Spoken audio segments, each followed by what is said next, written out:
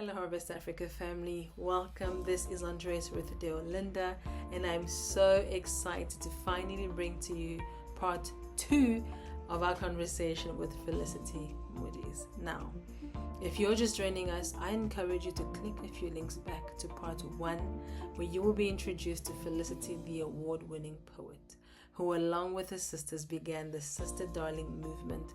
And this is just a space that they've curated where women can come together, rediscover themselves, and really create a community where our voices and the voices of African women are empowered and they can really take ownership of their voice.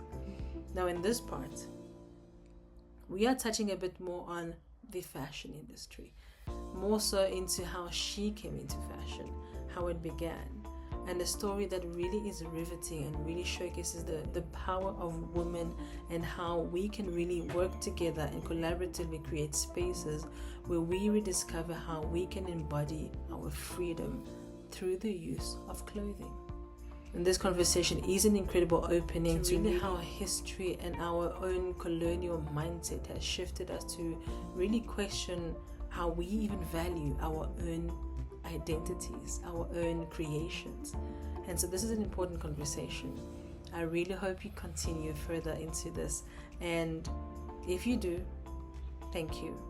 And while you're at it, please leave a few comments down below. We are so happy to hear from you, and it really is important for us to really develop a community on this platform, so please don't hesitate to do so. And without further ado, this is part 2 with Felicity Munis. Part of just in our interaction coming to this conversation has been about my idea around the textile industry.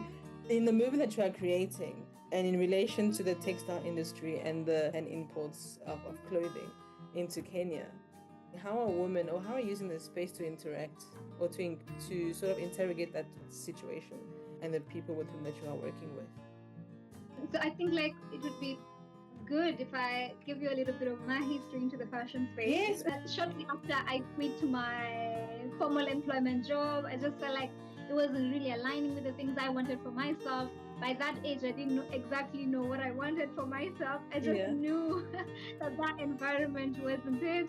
And so instead of just staying at home and chilling, I was like, what can I do?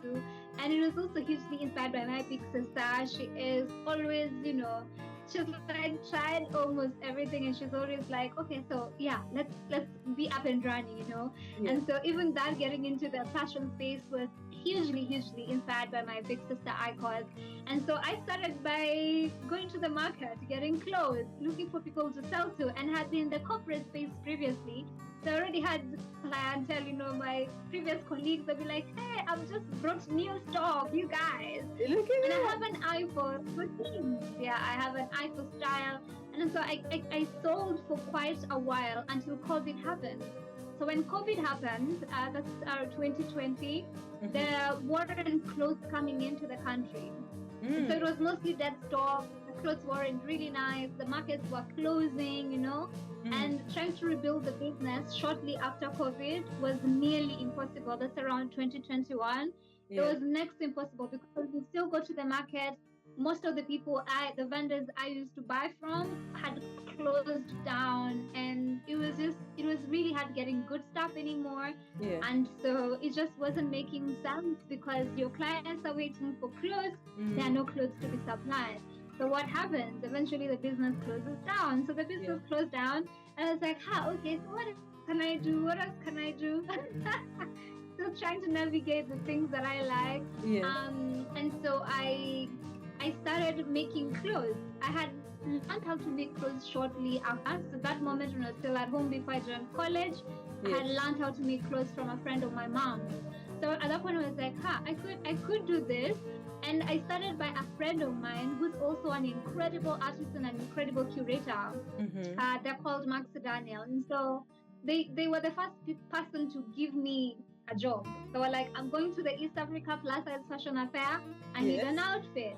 I didn't know anything about where to source for fabrics or things like that.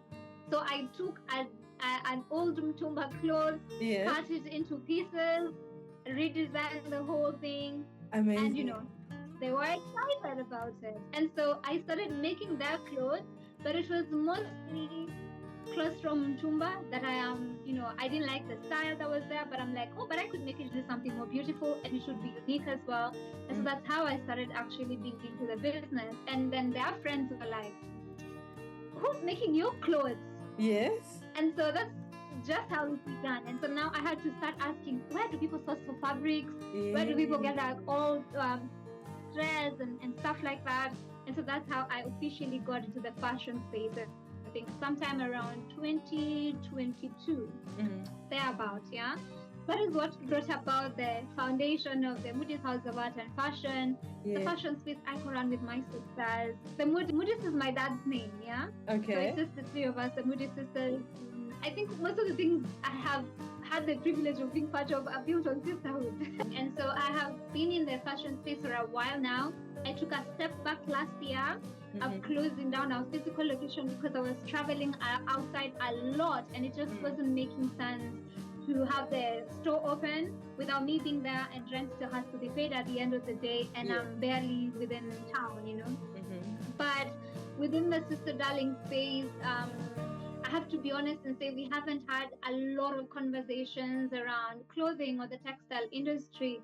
It's been more of the other topics that I have mentioned to you. But then last year we decided on our major theme, because we have like a tiny theme and then we have the expanded one. So our tiny theme was HURU. HURU with HURU, hash, and then U. Some dash and U, yeah. So it was basically, HURU is the Swahili word for freedom, but then the U is just you, yeah. We released, the kimono collection was initially released at the East Africa Plus Size Fashion Affair just last year, but we decided to showcase it during Sister Darling as well. We were like, could be a beautiful place to remind women again that your freedom and our resistance. And I believe this is the person. My resistance isn't my clothes. Like, I dress how I want to feel, or how I feel, or the things I want to be able to communicate. And that's been who I am, my principle as a person. And so HURU just made a lot of sense. You see the way they're so free, they're so diverse, it's different, and most of them had African prints running through them, even the chiffon ones. It was just that reminder, you know, that as an African woman, you are freedom, you are liberation, you're exactly what, you know, liberation looks like. And you can embody it, including in the things that you wear. And the showcase was beautiful. We had a few pieces sold. We also had t-shirts last year for the very first time. And the t-shirts basically had different writings on them from the pieces. So it could be something like audaciousness and bravery is your tribe. You are every single shade that makes the world beautiful. So it was like all this just clothing basically. And the t-shirts, we sold some, we didn't sell some, we had people ordering, because we actually were just experimenting. We're like, let's try the shirts, let's see if the match will go. And then we had people who are ordering like the same thing, but it was just been printed once. So we've been like, oh yeah, we can deliver that to you once we finish the event. Maybe on the next week we can have your delivery coming in. So after the show, we haven't actively been pushing for it, and I think that's also just been me also letting myself get into other things, because I still have work at the end of the day. So I haven't actively been pushing for the sale of the t-shirts or even the HURU collection.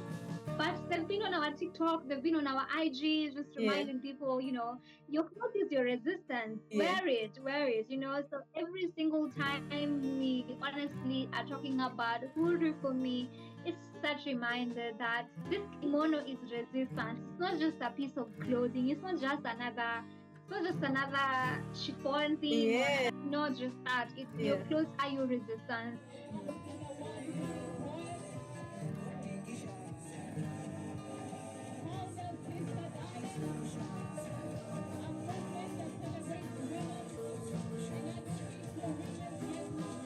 Clothes are you claiming back your freedom? Sometimes you would feel like, oh my God, I'm not good enough. And then you wear your HURU kimono and you remind yourself that we don't do that here. We don't do that here. No, we don't. To that meeting and you're like, I own this place. They've got to listen to me. because I deserve to be here. I earned my way here. Mhm. And the affirmations are so important for African women. Yes. Because we are rarely told. We are rarely told you're good enough. We're rarely told you're beautiful as you are. Your skin is good enough. You know, we rarely get to hear these things. You're brilliant enough. And so it's just beautiful to be able to remind women in all our diversity through our clothing that you're this, you're that. So yeah. In terms of just how you view Kenya's secondhand imports and the textile industry, what is your response to it in terms of really challenging how we, how as Kenyans, how you can really take ownership of the bad and creating something new from it? I think for me, it would also be, first of all, coming from a place of understanding, because I think like that's so important. You see, when you're speaking about the Kenyan fashion industry and just Kenya in general, let's go a little bit historically. As an African man, what happened in the era of industrialization? We continuously exported raw materials. The West did the production and distribution, and then it was imported back into the country. Whatever it was ours, but then we had to import it back crazy amounts. And I truly believe colonization hasn't ended, because what is happening right now it has not ended. What's happening exactly, we are continuously now exporting labor, because the conversation now that you are bringing about because of brands like Calvin Klein and all that. And so now we are exporting labor. Then they get the power to do the distribution, the IP, and all that. We are basically just at the very low level of the bottom chain of what production actually looks like. They take them back to their country. The West takes it all, and then what comes back now is even worse, because now we're not even getting back the products that we exported. Now we're importing back into and it's the scraps that you're receiving. Exactly. So and we have to be honest with ourselves and look at this not just from the angle of it's just fashion, it's just mutumba, sorry, I said Sujui, and you don't understand Swahili. Oh no, tell me. No, teach me. I don't know. Sujui is I don't know. Yes. Okay. How do I say it? Jui. Sujui, thank you. Yes. I don't know, But then now that's what we are importing back into our country, and it's a systemic thing, continuing. It's a colonization thing, continuing. It's more of just that reinforcement of still the white supremacy at the end of the day. We'll wear this. After we wear it, we'll bring it back to you. But you guys, for very low labor, very low wages, tax exemptions, and all that, bring to us. And then now we package this and we sell them to the who's and who's in our country. You get. So I think it's really important for us to understand that, because once we can start having those conversations and we understand that everything is so political, everything is so systemic, and sometimes trying to fight them without that understanding is we are shooting blanks in the air. But also, having said that, I think that as designers, as creators in this moment, it's important for us to just know that, you know what, people want class, but people want class on a budget. What are some of the things that people will find in the Mtumba? People are going to find Zara, people find Adidas, H&M, and you want to compete against that as the visitors of our 20%. And you're going to find Zara at 100 Kenyan shillings or 1,000 at most. I am selling my pieces at 2,500, the lowest, So somebody is like, do I wear this, 2,500? I see the heritage, I see the story, I see what you're trying to do, but I can get something more classy. And it's all in the mind, Exactly, more classy. And then, you know what? That's what I'm going to go with. So I think that we also really need to position ourselves as designers, as creators in this moment, and really interrogate what are the spaces that will be able to consume my art. And that's why I'm huge on community. Because me trying to run this idea by somebody who's never heard about the sisterhood movement, who's never interacted with my art, it becomes pretty hard to be able to sell that to them. But if I'm selling to a consumer who's been here, who's been listening to our poetry, who's been part of this journey, it just becomes a little bit easier, because I'm not trying to sell a piece of clothing. I'm selling to them resistance. I'm selling to them women empowerment. I'm selling to them feminism. I'm selling to them climate justice. I'm selling to them something that they relate to, that they find very important. So I think we really have to go back to start to build communities. Beyond just social media, beyond just, oh, I'm an amazing creator, but you have community behind you. You have community who will push for this with necessary, even without you being in the room. And if I'm being honest, one of the things that really, really helped us even last year was we involved Female Poets Kenya within our campaign. So we went to Ginger International Poetry Festival together. I had the pieces because I wanted to showcase them at the festival. And then I was like, ladies, how about you wear this for me? And then you go by River Nile, and then we, model it out a little bit by virtue of them being in our videos, them being in the pictures, some of them posting about it on their walls. People are like, what's this HURU? And these are women whom I relate with what they stand for. What they stand for is what the movement stands for as well. So it's easier for us to be able to push for things within movements, within communities, really. And also I think like the second thing would be, most people will tell you, reduce your pricing, lower your pricing. And I think that's a huge mistake that we will make, because you really cannot be able to compete with the Mtumba business, realistically speaking. We cannot do that. We can't. No. The pricing is outrageous, And then this is you, whom you've had to source for fabrics, you've had to do the labor or get someone else to do the labor, and all these are bills that need to be paid. You have to still post about it. Mtumba people don't have to do that. They don't have to go through all the craziness of production and distribution and all these things. They don't have to do that, but you have to do that. So as much as you can, stick with your pricing always, but also let your brand have a story, because stories sell. People don't just buy clothes, people buy heritage, people buy culture, people buy things that relate to them.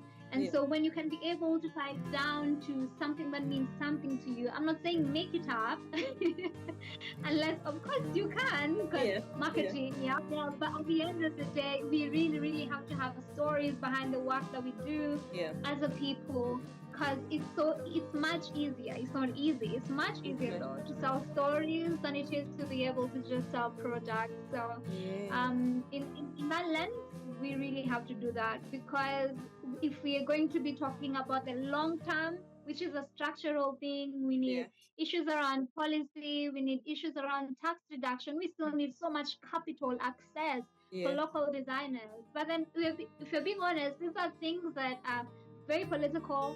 We can push for them, but it's gonna take time for them to actually materialize. So what do we do in the moment? We build community, we have stories, and we keep the work going consistently. It will pay off eventually. It will pay off eventually.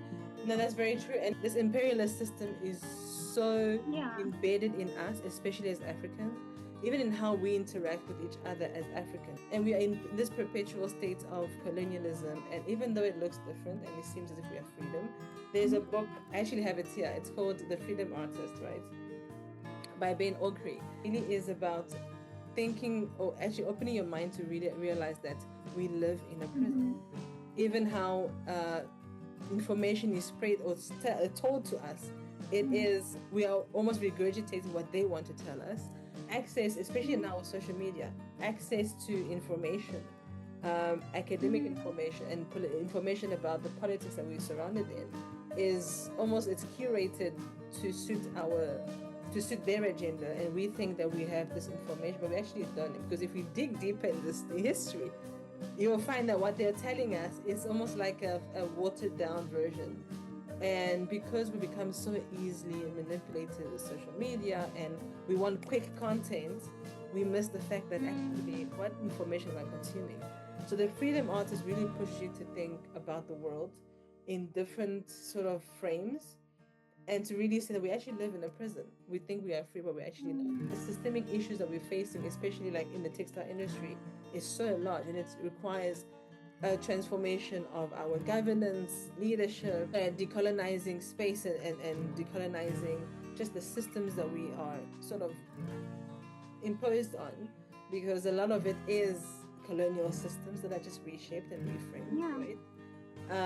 And so now to now be in that space and still say, okay, but now how do I break through and do my part so that at least in some way the movement is there, the transformative space is there, and if I can impart even that knowledge on the young and they can continue that, I've done my part, right? And it's really important when you talk about political issues to say that we might not change the bigger picture, we might not really change what's happening at the top, but down here is where the movement really is important, because it includes our children, it includes our women, it includes the architects of society, women who really shape communities, and the men that, how do we now involve men in the conversation who still understand the language of feminism and what it means for us to really reclaim our voice in the spaces that we're working in, and then just create that community, like you're saying, community where we are working together in conversation about what we can do in our way, with the access that we have. I watched a documentary, a news report about the Kenyan government trying to improve, I guess, the textile industry, right, in collaboration with Benin. And that's where I saw in the documentary the Calvin Klein and the Tommy Hilfiger. So you have the infrastructure to create your own clothing. You have women working in those factories, and still the textile industry and Kenya's identity in terms of clothing is not strong. I was so shocked. No, what do you think about it? Oh my gosh, it's a sad state of affairs. It truly is, because the interesting thing is, you look at in every single country, yes, almost all the African countries I personally identify with, and you will see that there is a thing that they are identified with fashion-wise. There's a way they're going to, there's going to be a Nigerian, outfit, the agbada they wear, and the dresses for the women. With the Zulus in South Africa, there's and the beadwork on their clothes. Even with Uganda, there is the resident dresses with the, I don't know how they're called, but they're very full-fledged shoulders. With Tanzania as well. But when you come to Kenya, it's more of, I don't know if I would blame this on colonization, honestly, because it's more of, it's a little bit of everything everywhere. It's a little bit of picking from the Americans, the Europeans, and picking from West Africa, and it's like it's so much borrowed things from everywhere. And so finding that exact cultural identity on what is our national outfit, what is that thing that we can be identified with as a country. I still haven't figured that out, even as a creator myself. I still haven't figured out what's that exact fabric that would be our fabric as a country, that would be our map. I still also haven't figured that out yet as a creative, so because it's a little bit of everything everywhere. But what I have seen creators do now, and what I choose to applaud really, because one of the ways you will identify people's culture is through their ceremonies, the weddings and funerals and things like that, is when their national heritage really comes through with what they wear. Exactly. And so what I've seen recently happening in Kenya is actually beautiful, because I've now started seeing designers making clothes, and it's actually just fabrics really, because it's not the real animal. It's not the real animal. The skin. Yes. It's actually fabric that has been done, and then now textile has been produced, and then now you make an outfit out of it. So I've been seeing that happening a lot, especially within the Luo community. And there's this thing, I don't know how we call it, the name has escaped me a little bit, but we have this thing that has some animals, hairs and things like that. Okay. So it's that one that now it's being carried a lot in Luo weddings. It's a lot with it's not Maasai really. They're called there are these shoes that are made of some sort of that culture is actually coming back, you know. I've also seen it a lot with the Kikuyus as well, because they have their resident fabric is this brown, and so it's a brown with beads on it, and that has been their culture because Kikuyus still have worn whatever their traditional outfit was. It's just that it's not a particular Kenyan thing. It's more of a particular tribal thing. The Kalenjins also have their own. They have this very white. It's a white sort of dress. Something over here, like some sort of an over, like a shawl of sorts, a sort of shawl, because it's style over here with beads. And then they have the bead earrings and the bangles and whatnot. So I think the culture is there. It's just not a particular Kenyan thing. It's more or tribal. It's very internal. Tribal. Yes. And I don't fault it per se because there's also a problem with trying to define clothes of a nation and saying this is what our national thing is. So even with the African countries that have done it, in as much as we may envy them, there's still that tiny bit of me who is cultural and who values heritage, which is like, okay, so Zulu, but what other tribes in the country haven't actually been spoken for? Because it's not just in Africa, it isn't one tribe. It isn't a singular thing as the West have, been conditioned to be. We are all fragments, tiny fragments which make up the nation, So I tend to get worried as well because I'm like, okay, so this is what we identify Ugandans with. But what about the tribes inside? What about are they represented, So it could be a thing that could be looked at, that's bad, Kenya doesn't have, but it also could be a thing that's looked at, that's amazing, Kenya doesn't have, because all the tribes in Kenya, or at least majority of them, have their identities, and they're not eroding that for any reason whatsoever to belong to a single unit. Because yes, we're one unit, but we are tiny units making up, that larger incorporation. Larger unit. Oh, also the Maasai, I forgot about them, but they're like with their shukas and look really nice, Okay. It's so beautiful. Heritage is amazing. So it's good and it's there we go. It depends on who's looking at it, really. The West may convince us it's bad. I don't think it's bad, really. Now that you're right. You're right. Now that I'm thinking about it, you're right, because it is about heritage. We can nationalize a particular fabric and material that represents Ghana, but I think the representation is more suited for how the West and just the global gaze sees the identity of that country. So it's more about that than it is about the individual nations represented within that specific, or the cultures represented in that country.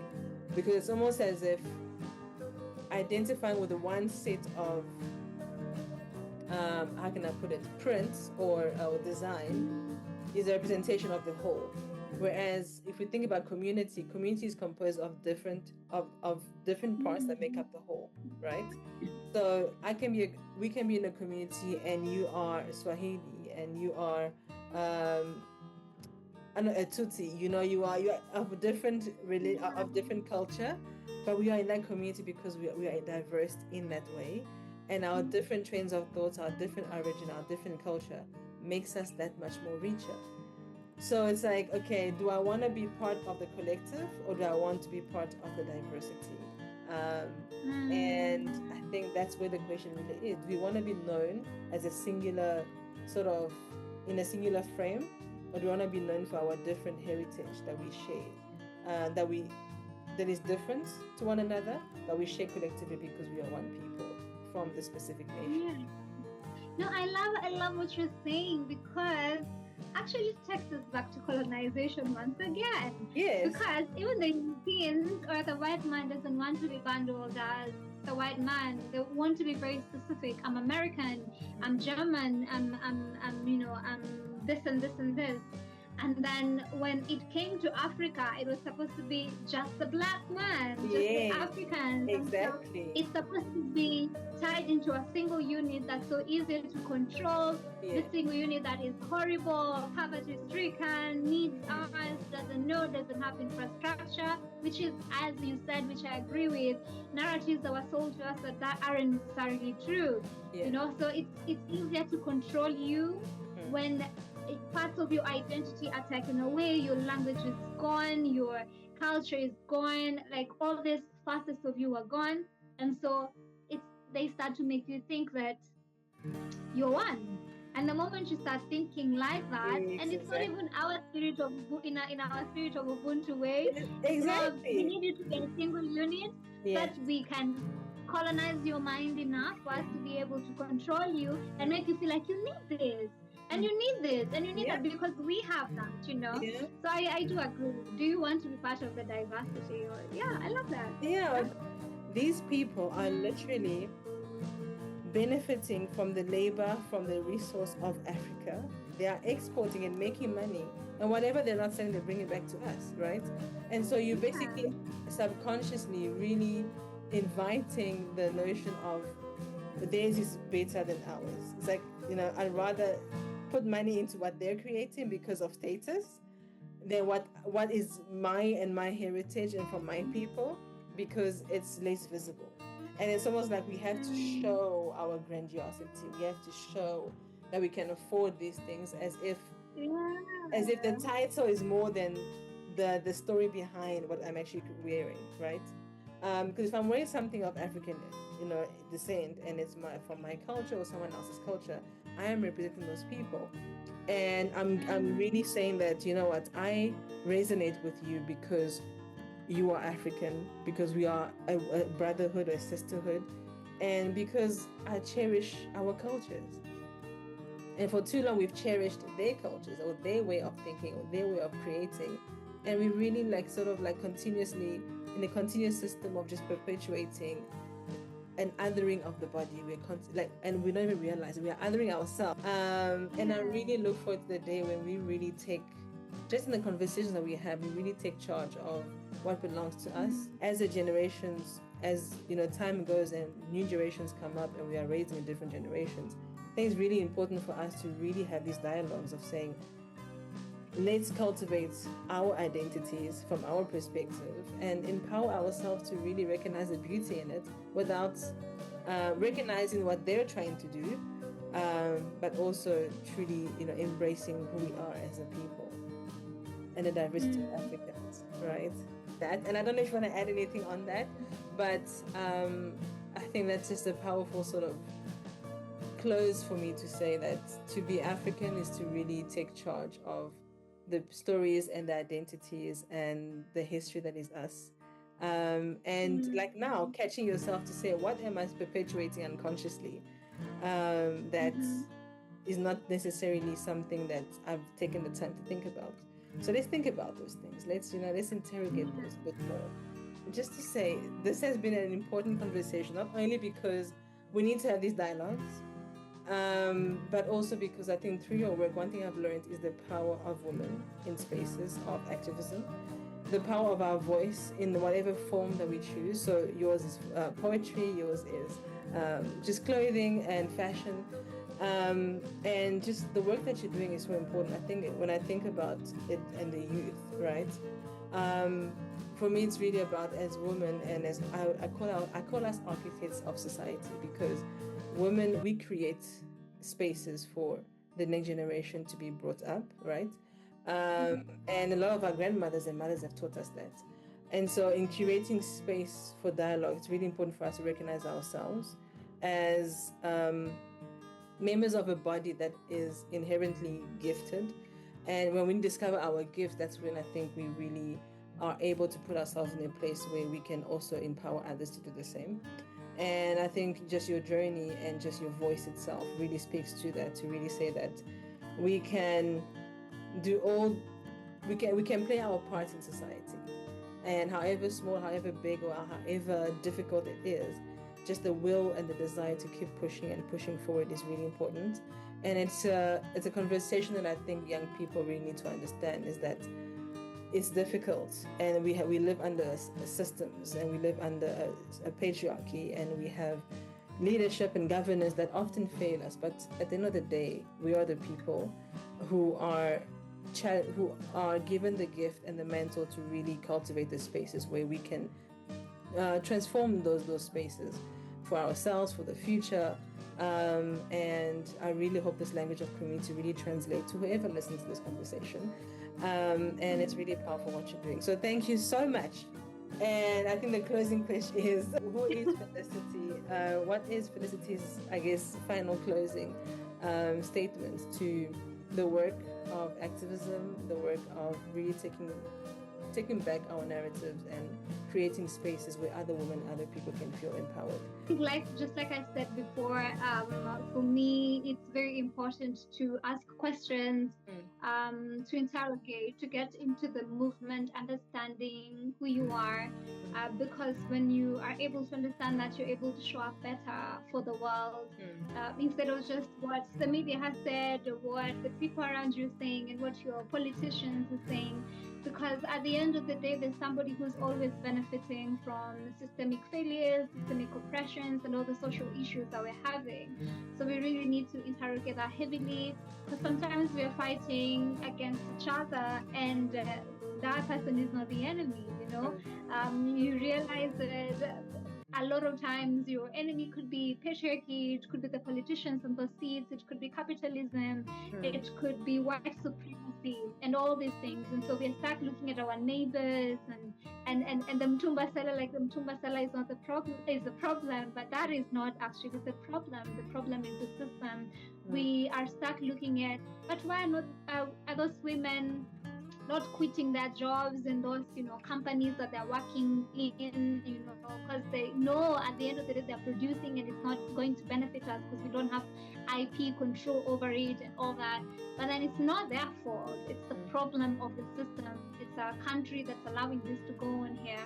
So it's very, very important as young people to really interrogate and to get to know ourselves, so that as we show up in the world, we're able to show up knowing where exactly is the problem and where do I truly come in whatever the gap is. And of course, for women, as far as the resistance and activism is concerned, I think it's us coming back home to our bodies, coming back home to our power, to our voices. So that's reminder that we are powerful. And if we were in the system, we would be trying this much to chain us, we would be trying this much to put us in a box.